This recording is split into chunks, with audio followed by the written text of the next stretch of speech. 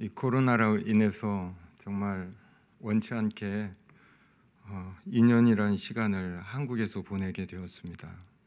그런데 이 2년의 기간 동안 돌이켜보면 모든 것이 하나님의 은혜였음을 고백하지 않을 수 없습니다. 저희가 선교사 나가면서 우리의 자녀들이 중학교만 졸업하면 고1 과정부터는 기숙사에서 생활하면서 이렇게 다 흩어져 살았습니다. 저희 아들은 선교사 나가자마자 학교 기숙사에서 3년을 보내고 그리고 또 한국에 들어와서 저 혼자 이렇게 오랫동안 살았는데요. 정말 이 기간 동안 우리 가족이 한 방에서 같이 사는 하나님의 은혜를 주셨습니다. 한 방인데요. 그 선교관에서 살았는데 원래 선교관이라는 것이 짧으면 한 달, 또 길으면 2달 이렇게 하고 또 이렇게 옮겨가야 되는데 또 그 교회 서울에 있는 도감사 교회 선교관에서 저희 가정을 배려해 주셔서 거기서 오랫동안 1년 5개월 동안 살 수 있도록 해주셨습니다. 그렇게 살았는데요. 선교관 방 안에 침대 싱글 침대가 양쪽에 있었습니다. 한쪽에는 아들이 자고 한쪽에는 딸이 자고 그리고 그 사이에 이불 매트를 깔고 저희 아내와 저가 살았습니다. 그렇게 살면서 좀 힘들긴 했지만 하나님께서 우리의 가정을 관계를 회복시켜주고 또 서로를 알아가는 귀한 시간을 갖게 되었습니다. 저희 딸은 저를 닮아서 저와 비슷한 점이 많아서 딸은 닮은 건 알았는데 저희 아들은 이 자식은 누구를 닮았을까 했는데요. 오래 살아보니까 피는 못 속이는구나. 저희 아내를 꼭 닮았습니다. 체질도 닮았고 성격도 닮았고 우리 아내가 아프면 머리 아프면 아들도 아프고 어쩌면 그렇게 똑같은지 몰랐는데요. 그렇게 가면 알면서 우리의 가정이 회복되면서 관계가 회복되어지고 참 감사한 시간을 보낼 수 있었습니다. 또 이 기간 동안에 저희들이 한국에 들어온 이유는 저희 아들이 또 아픈 관계 때문에 들어와서 아들 병수발을 했는데요. 1년 5개월 동안, 1년 6개월 동안 이 치료하는 긴 시간을 가졌는데 하나님께서 잘 치료해 주셔서 온전한 건강을 회복하고 저희들이 지금 선교관에선 살지 않고요. 경기도 시흥에 삽니다. 여러분들 인천하고 그다음에 이 시흥, 그다음에 부평, 그다음에 안산 이 지역이 우리나라의 공업단지입니다. 그러면서 이 공업단지에 외국인 근로자들이 많이 사는데요. 저희가 사는 이 시흥만 해도 외국인이 인구가 40%가 시 인구의 40%가 외국인 근로자입니다. 더욱이 옆에 있는 안산이라는 시내는 외국인 근로자가 이 시 인구 전체 인구의 90%가 외국인입니다. 그 정도로 외국인이 많이 사는데요. 저희 아들이 투병하는 가운데에서도 공부를 또 열심히 해서 항공 정비 면허를 취득을 했습니다. 그런데 취직이 안 돼서 본인이 무엇을 할까 고민하다가 용접 기술을 배워야 되겠다 해서 경기도 시흥에 있는 공단 안에 있는 기술 훈련 학교에 입학하게 되어서 본의 아니게 경기도 시흥으로 저희들이 이사하게 됐습니다. 거기서 6개월 동안 작년 6월부터 열심히 용접 기술을 배워서 12월에 졸업을 했습니다. 졸업을 했는데요. 감사하게도 저희 성경이가 거기에서 최우수 학생으로 졸업을 했습니다. 우리 아들이 처음으로 이런 말을 했습니다. 아빠, 공부 잘하는 애들의 심정을 조금 이해하겠대요. 그래서 1등으로 졸업해서 최우수 상을 받았습니다. 그리고 지난 12월 말에 조그만한 공장에서 열심히 취직해서 일하고 있습니다. 너무 감사하죠. 아침에 일어나서 6시 반이면 씻고 7시에 밥을 먹고 출근한다고 자전거 타고 가는 그 뒷모습을 보면 정말 하나님 감사하죠. 어제만 해도 아파가지고 누워 있었는데 이렇게 출근한다니까 얼마나 감사한지요. 그래서 정말 하나님께서 우리의 가정을 이끌어 주시는데 참 어렵지만 하나님이 그때그때 하나님께서 인도해 주시고 하나님의 손길이 우리의 가정을 이제까지 인도해 주시고요. 그래서 이제 저는 2월 1일 날 비행기 타고 필리핀으로 들어갑니다. 할렐루야. 감사하죠. 정말 2년 동안 있으면서 우리의 가정 가운데 많은 변화를 일으켜 주셨는데, 저희 딸 같은 경우는 고3 5월서부터 저희들하고 같이 지냈습니다.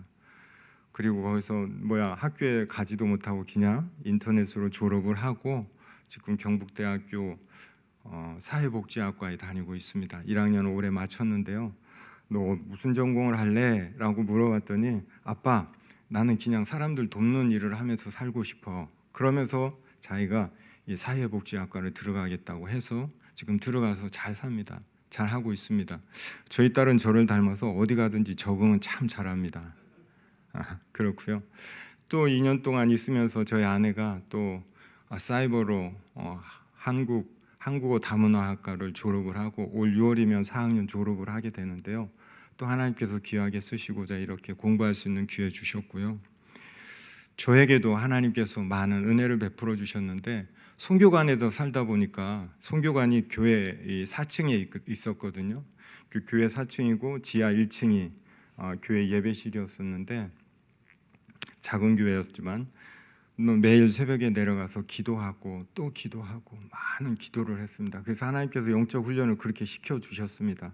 기도할 때, 하나님, 이제 이 코로나가 끝나고 선교지에 들어가서 무슨 사역을 해야 될지, 하나님, 저에게 사역의 방향과 집중할 수 있는 무엇인가를 저에게 가르쳐 주세요. 하나님, 지혜를 주세요라고 막 기도를 하는데, 어느 날 하나님께서 저에게 은혜와 평강이라는 그 단어를 떠올리게 했습니다. 그래서 성경을 찾아보니까 구약 민수기 6장 22절부터 오늘 26절까지 읽었는데요. 27절까지 사이에 하나님께서 우리를 복주시고 지키시는 하나님이시다라는 것을 말씀해 주시면서 은혜와 평강이 나오는데요.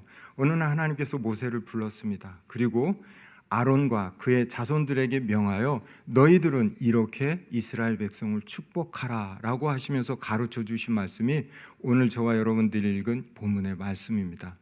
하나님께서는 너희를 복주시고 지키시는 하나님이시다. 그 하나님께서는 그 여호와의 얼굴을 비추사 은혜 베푸시기를 원하며, 여호와께서는 그의 얼굴을 향하여 두사 평강 주시기를 원하노라. 할렐루야. 하나님은 우리에게 복을 주시고 지키시는 하나님이시다라는 것을 우리에게 말씀하여 주십니다. 그러면서 축복하여 주시는데, 그 축복의 내용이 뭐냐? 은혜 주시고 평강 주신다라는 것입니다. 할렐루야. 따라하시죠. 은혜와 평강. 여러분들 은혜 다 받으셨죠? 은혜가 뭔지 아세요? 나 은혜 받았어 라고 이야기하는데, 그 은혜를 마음껏 누리며 사시나요? 그래서 은혜에 대해서 한번 성경을 찾아봤습니다. 성경을 찾아봤는데요, 이스라엘 백성들이 하나님께로부터 받은 첫 번째 은혜가 뭘까라고 보는데, 그들이 항상 말씀 가운데 우리를 애굽 땅 종되었던 곳에서 이끌어내신 하나님이시라는 것을 고백하는 것을 성경을 통해서 읽어볼 수가 있습니다. 너의 하나님, 너가 믿는 신이 누구냐라고 물어봤을 때 그들이 항상 고백하는 것이 우리 조상 애굽 땅에서 종되었던 우리들을 하나님이 이끌어내신, 그 구원해내신 하나님이시다라는 것을 고백하는데요. 다시 말해서 이스라엘 백성들이 받은 그 첫 번째 은혜가 뭐냐면, 애굽의 종되었던 자리에서 하나님의 은혜와 손길을 통해서 구원하셔서 홍해를 가르시고 이스라엘 가운데, 가나안 가운데 인도해 주시면서 하나님의 백성으로 세워가시는 그 은혜를 이스라엘 백성들이 체험했고, 그리고 은혜를 말할 때마다 그 고백을 선포하는 것을 우리가 성경을 통해서 읽어볼 수가 있는데요. 애굽의 압제, 애굽의 노예 생활에서 구원해내신 하나님, 그 하나님의 은혜의 하나님 것을 고백합니다. 그러면 우리가 신약 성경을 읽어보면 우리도 또 이와 똑같은 은혜를 받았다라는 것을 알 수가 있습니다. 예수 그리스도의 십자가의 은혜로 말미암아, 예수 그리스도가 십자가에서 흘리신 핏값으로 말미암아 우리를 구원해내 주신 그 은혜입니다. 할렐루야.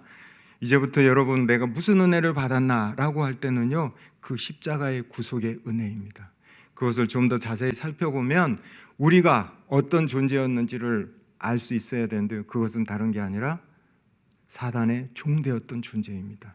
우리는 사단의 압자에서 종노릇할 수밖에 없는 우리를 하나님께서 예수 그리스도의 십자가에 못 박혀 죽으심으로 그 핏값으로 지불하시고 우리를 구원해 내셨다라는 것을 우리는 성경을 통해서 읽어볼 수 있는데요. 이것이 바로 은혜입니다.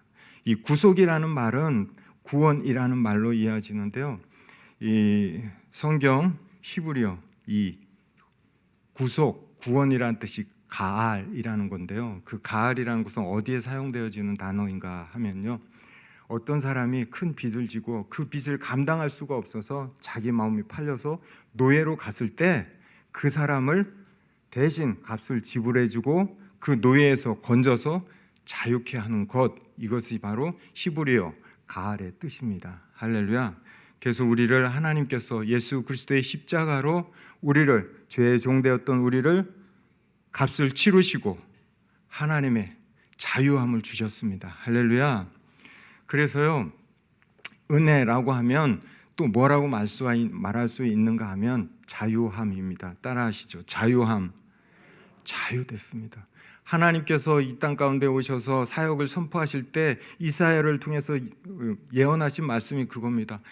여호와의 영이 내게 임하셨으니 나로 하여금 가난한 자들에게 기쁜 소식을 전하는데, 그 선포의 내용이 뭐냐 하면 포로된 자에게 자유를, 갇힌 자에게 노임을 선포한다라는 것입니다. 할렐루야.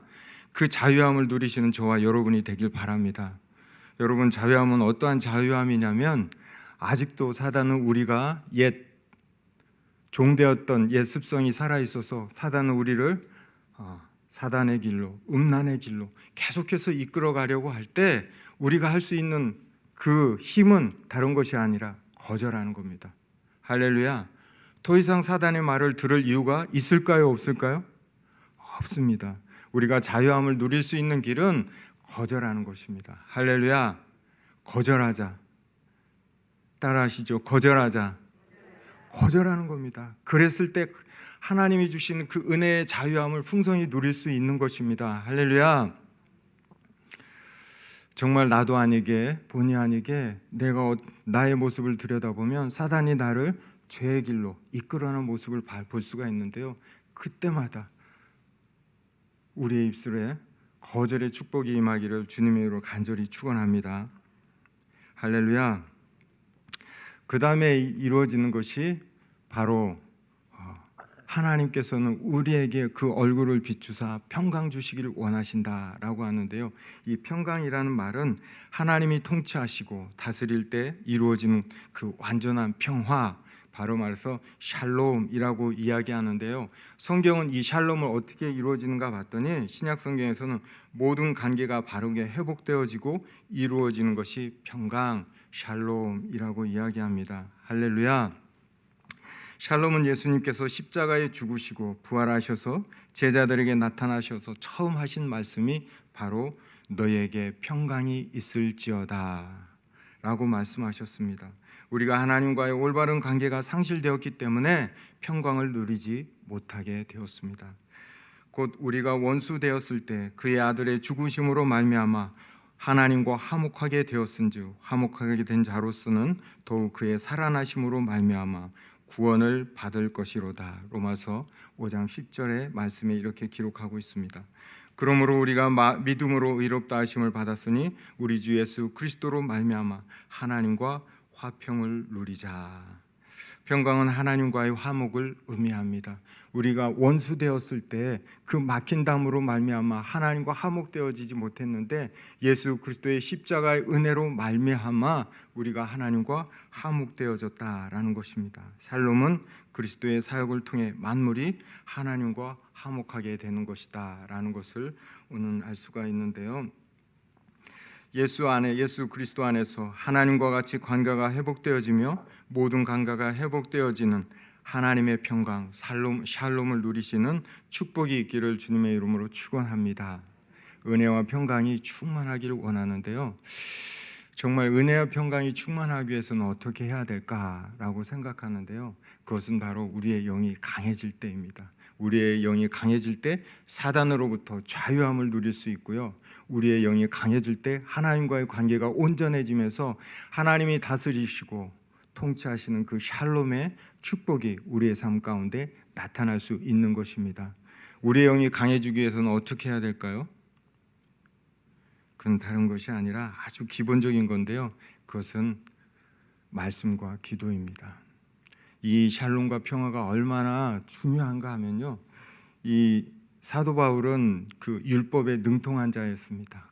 가말리알 문화에서 그 율법을 열심히 공부해서 능통했던 자이기 때문에 이 사도 바울이 자기가 선교지를 통해서 개척한 교회, 그리고 선교지를 통해서 그 믿음으로 낳은 자녀들, 개인들에게 항상 편지할 때 하나님 우리 아버지와 그 주 예수 그리스도로부터 은혜와 평강이 너에게 있기를 원한다라고 하면서 편지서두에 항상 축복의 메시지를 적어놓은 것을 우리가 읽어볼 수가 있습니다.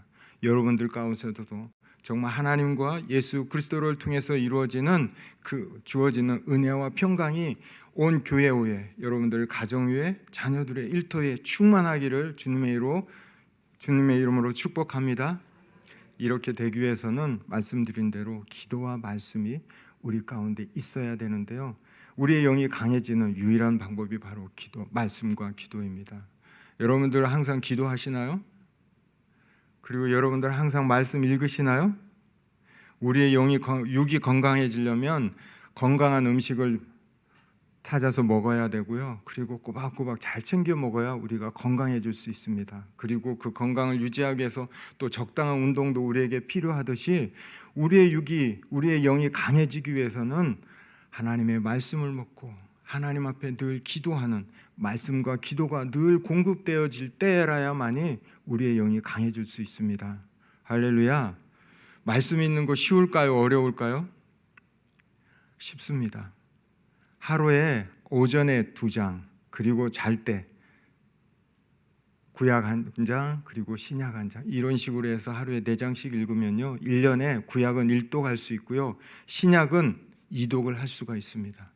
시간도 많이 걸리지 않습니다. 한 30분 정도만 일어나자마자 내가 먼저 하나님의 말씀을 붙들고 말씀을 먹고 기도하면서 하루를 시작해야 되겠다라는 그런 기본적인 마음만 가지면요, 충분히 해낼 수 있는 일입니다. 그래서 일어나셔서 구약 1장 읽으시고, 구약 창세기 1장 읽으셨으면 마태복음 1장 읽으시고, 그렇게 구약 1장과 신약을 읽으면서 쭉 읽다가 하나님께서 오늘 주시는 그 말씀이 있으면 그 말씀의 밑줄을 짚고 암송구절 딱 해서요 가지고 다니면서 하루 종일 말씀을 되뇌이면서 생활할 때 하나님께서 놀라우신 역사가 임하실 줄 믿습니다.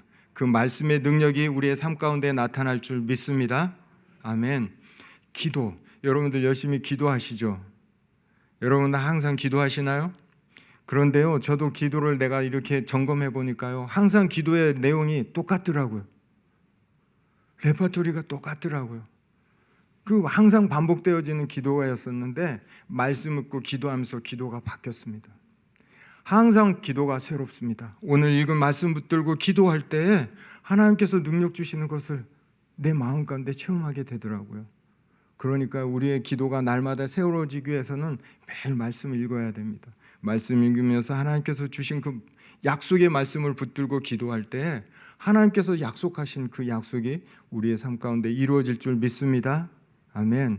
말씀과 기도가 여러분들 가운데 여러분들의 영이 살아남으로 하나님이 주시는 은혜와 평강을 충분히 누리시는 저와 여러분이 되길 바랍니다. 그래서요, 저의 사역의 모토가 바로 은혜와 평강입니다. 제가 이제 앞으로 이 필리핀 빨란 땅에 가서 선교 사역을 하는데요, 지난해까지는, 이 오기 전까지는 필리핀 교회, 빨라완에 있는 우리 장로 교단 PCP라는 필리핀 프레지버타리안 처치라는 PCP라는 그 교단의 그 협력 선교사로서 빨라완에 있는 장로 교단 교회에 제가 부목사로 사역했습니다. 제가 지난번에도 말씀드렸듯이 필리핀에는 목사 라이센스가 있습니다. 한국에는 그런 게 없는데요, 필리핀에는 목사 라이센스가 있는데요, 제가 PCP 교단 목사 라이센스를 가지고 있습니다. 제가 그 PCP 교단에 있는 그 라이트 베어러 처치라는 교회에 산드리노 목사님, 담임 목사님 밑에서 부목사로 사역을 했는데요, 그 부목사로 사역하면서 항상 느끼는 게 무엇이었냐면, 이 목사님들을 참 도와드려야 되겠다라는 생각이 항상 들었습니다.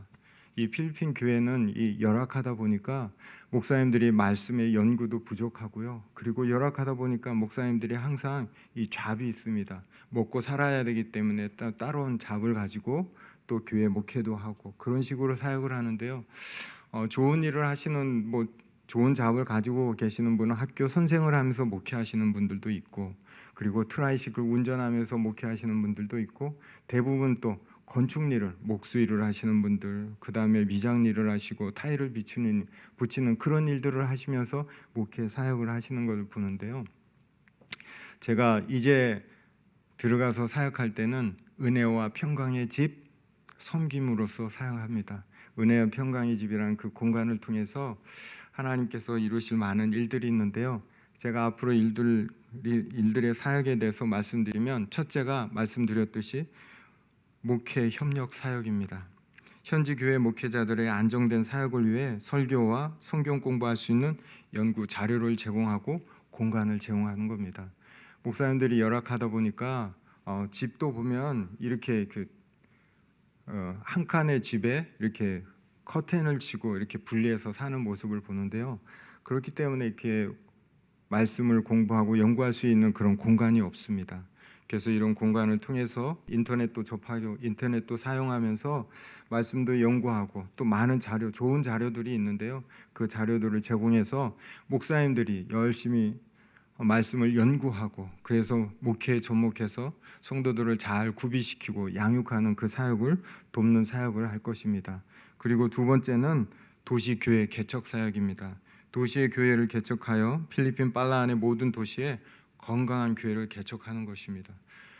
필리핀에도 정말 우리 교회, 우리나라의 그 온누리 교회 같은 큰 교회가 마닐라에도 있는데요. 저희 빨라안에도 700명이 넘는 큰 교회도 있습니다. 그런 교회들은 학교도 세워서 학교도 운영하면서 큰 교회들이 있는데요. 빨라안에는 대부분의 교회들이 참 열악합니다. 정말 하나님께서 정말 좋은 동역자를 세워주시면 빨라안 그 주요 도시에 뿌에르토 프린센사, 저희들이 살고 있는 지역 뿌에르토 프린센사에 교회를 개척해서 건강한 교회를 개척하고, 교회가 점점 세워지면 이 마더 철치, 이 모교회를 통해서 북쪽으로 그리고 남쪽으로 주요 도시마다 교회를 하나씩 개척해 나가는 것, 이것이 바로 저가 세워진 비전입니다. 할렐루야. 이 비전이 꼭 이루어질 수 있도록 기도해 주시고 협력해 주시기를 간절히 원합니다. 그리고 청년 복음 전도 사역인데요. 여러분들도 잘 아시다시피 우리나라의 K-팝, K-드라마 이런 모든 것들이 이렇게 많이 이렇게 국가 브랜드가 좋아져서 관심이 많아졌는데요. 저희 아내를 통해서 청년들에게 한글 교육을 통해서 청년들에게 어떤 접촉점을 이루고, 또 이 은혜와 평강의 집을 통해서 그 애들에게 한글을 가르치면서 접촉되고, 그리고 전도된 청년들을 잘 제자로서 구비시키고 그들로 하여금 세워진 교회의 일꾼으로 세워가는 것, 이것이 바로 청년 복음 전도 사역입니다. 이 사역을 위해서 기도해 주시고요. 마지막으로 구제 사역인데요. 필리핀은 어렵습니다. 어느 정도 어려운가 하면 우리나라 최저 시급이 다 뛰면 한 170만 원 이상 받나요? 그런데 필리핀은 아직도 20만 원 좀 넘는 월급을 받는 사람들이 많이 있습니다. 그러니까 우리나라하고 많이 비교가 되는데 그렇기 때문에 참 어렵습니다. 그래서 어린 아이들이 결식 아동들이 많이 있습니다. 그리고 대부분의 사람들이 아침은 거의 먹지 않습니다. 거르는데 하루에 2끼 정도 먹는데요. 아침 오전에는 이 커피 믹스로 탄 커피 한 잔하고, 그 다음에 반디살이라는 조그만 빵이 있습니다. 그 빵 정도 먹고 아침을 때우고, 그리고 점심과 저녁 이렇게 먹는 식생활을 하는데요. 그래서 이제 그 결식 아동들을 위해서 급식 사역도 하고 싶고요. 그 다음에 또 한 가지, 또 어려운 가정을 돕는, 가난한 자들 돕는 사역인데요. 저희 집에서 한 1km 떨어진 곳에 도립병원이 있습니다. 그 병원에 가면 검사를 하지 못해서, 치료를 하지 못해서 정말 안타까운 어린아이들이 많은데요. 필리핀이 6월부터가 이제 폭우가 쏟아지는 우기입니다. 6월달, 7월달, 8월달까지는 비가 엄청나게 쏟아붓는데요. 정말 많이 올 때는 우리나라에서 막 소나기가 온다고 하죠. 그게 한 10배 되는 그냥 이 양동이로 퍼붓는 것 같이 그렇게 비가 강하게 오는데요. 우기가 지나면 9월, 10월 달 이때 되면은 그 비가 이게 깨끗한 물이 고여 있는데 그곳에서 이 모기 유충들이 자랍니다. 그러면 10월 달 되면은 모기들이 창궐 하는데요. 그 모기들이 어떤 전염병을 옮기냐면 댕기 그리고 말라리아를 옮깁니다. 댕기는 열병인데요. 딱히 치료할 수 있는 약이 없습니다. 그냥 그 수액을 놔줘서 도울 수 있는 것, 수액 치료밖에 없는데요. 그렇게 하면 얼마든지 이겨낼 수가 있고요. 그 다음에 말라리아 같은 경우는 피 검사를 통해서 말라리아 판정을 받으면 도립병원에서 말라리아 걸렸다라는 의사 사인을 가지고 제출을 하면 약을 공짜로 지급받아서 먹을 수 있습니다. 저도 그 팔란에 가서 말라리아, 댕기, 장티푸스 이 세 가지를 한꺼번에 걸려가지고 굉장히 어려움을 당했는데요. 마지막에 말라리아 판정을 받아가지고 의사의 사인을 받아서 저도 한번 공짜로 타먹고 나은 적이 있는데요. 왜 이야기를 하냐면 피검사만 하면 말라리아 약을 판정을 받아서 말라리아 약을 받아서 아이들이 살 수가 있는데 피검사 받을 돈이 없어서 아이들이 그냥 죽어가는 모습을 보게 됩니다. 그냥 포기하는 거예요. 옛날에 우리가 어렸을 때 자녀를 낳아서 살으면 키우고 그 다음에 살지 못하면 그냥 했던 것처럼 지금 이 우리 팔라운에 있는 그런 어려운 사람들의 형편이 그와 같은 삶을 살고 있습니다. 그래서 그런 어린아이들에게 검사할 수 있는 비용도 대주고 이렇게 하는 이 구제 사역을 앞으로 펼쳐날 계획입니다. 정말 이렇게 하나님께서 기도하고 하나님의 주신 그 기도의 제목대로 은혜와 평강의 사역이 여러분들 사역인 목회협력 사역과 도시교회 개척과 청년 복음 전도 사역, 구제 사역이 잘 이루어질 수 있도록 함께 기도해 주시기를 간절히 바랍니다. 아멘. 할렐루야. 우리 같이 한번 기도하고 마치겠습니다.